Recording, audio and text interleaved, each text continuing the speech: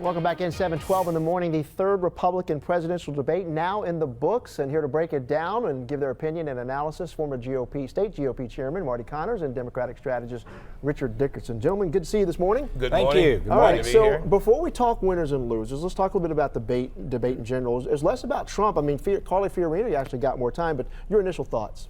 I thought that initially there was a food fight because in the first 40 minutes, and then I thought that it was helpful. I'd hoped there'd be more questions about the economy, about taxes, that's what they were supposed to do. Because that's what it was geared to be, and I think people were looking for that.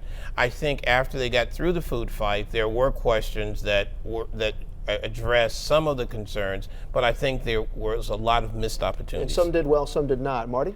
Yeah, I think the food fight, as you would put it, probably ended when Ted Cruz laid out the media. And he laid them out perfectly. And you know what the brilliance of how he did it? He laid out the media by putting down the weaknesses of each of his opponents. Yeah. For example, Mr. Trump, are you a cartoon character? Yeah. Well, he's saying the media said that, when in fact he's the one that actually said it. Yeah, I thought that was really a stroke of brilliance. Okay, so real quickly, your big winner. I would say overall Rubio. Okay. Best on his feet. No question. By far, Rubio's the best. All right, so I didn't vet you guys, so this was not planned. I just got this in there. Marco Rubio on the defensive against Jeb Bush and the moderators, also the media. He is answering criticism from the Sun-Sentinel and Bush on Marco's absenteeism in the Senate while running for president. Listen to this soundbite. Great answer. In 2008, Barack Obama missed 60 or 70% of his votes, and the same newspaper endorsed him again. So this is another example of the double standard that exists in this country between the mainstream media and the conservative media.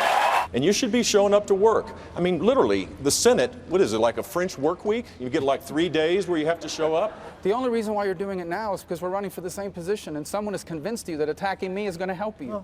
Here's the bottom line. That was a great comeback. It seemed to help Rubio hurt Jeb Bush, right? Well, the best endorsement you can have as a Republican presidential candidate is any attack from the media. I think that what it showed was the past versus the future for the Republican Party. And I think it clearly shows that Jeb Bush is probably the past because he was not nimble, not quick on his feet, not able to respond.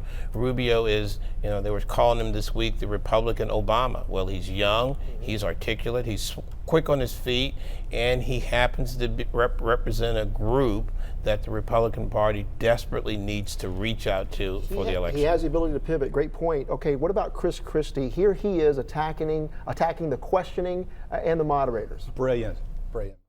We have $19 trillion in debt. We have people out of work. We have ISIS and Al-Qaeda attacking us. And we're talking about fantasy football? Can we stop? I've laid out... Meaning government?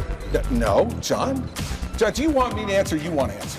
Even in New Jersey, what you're doing is called rude. That first part, fantasy football, somebody had asked Kasich if fantasy football should be regulated. But what about Christie? Does he still have a shot at all? I don't think he's going to win, but I tell you one thing. He is on my bucket list. I want to drink a Guinness with him and watch a Dallas Cowboy football game. Marty, does he have a shot at all? I think he had a better night last night. Okay. We still have a federal attorney, U.S. attorney in New York who's continuing to investigate the Bridgegate episode, and we don't know where that will lead.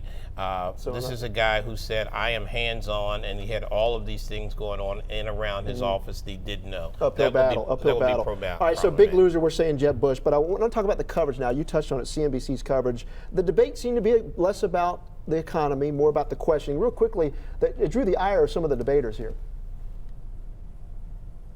Is this a comic book version of a presidential campaign? It's not a comic book, and it's not a very nicely asked question the way you say that. You people write this stuff. I don't know what you... You wrote a story on it, and you had to go back and correct it. You did. I did not. Oh, you did. No. And so, does that not speak to your vetting process or judgment in any way? No, it speaks to the fact that I don't know that it's going to. See, they know. That is absolutely not right. You know that is not right. Your reaction, the way the debate was handled. I thought it was done really poorly, quite frankly, and I think it was so many missed opportunities from the moderators because I think they lost sight of their role. Yeah. Their role is to ask a series of questions relating to the economy and policies that would impact that. Marty, I'll let you finish. I would say, even if you forget the debate and you just watch the first 10 minutes of the introduction, all of the different moderators, they were jumping over each other like puppy dogs. And whoever that male anchor is, he reminds me of Will Ferrell's Ron Burgundy. Okay. He really does. We're going to leave that right does. there. All right, Marty, Richard, thank you guys so much. Thank Appreciate you. it. Thank you.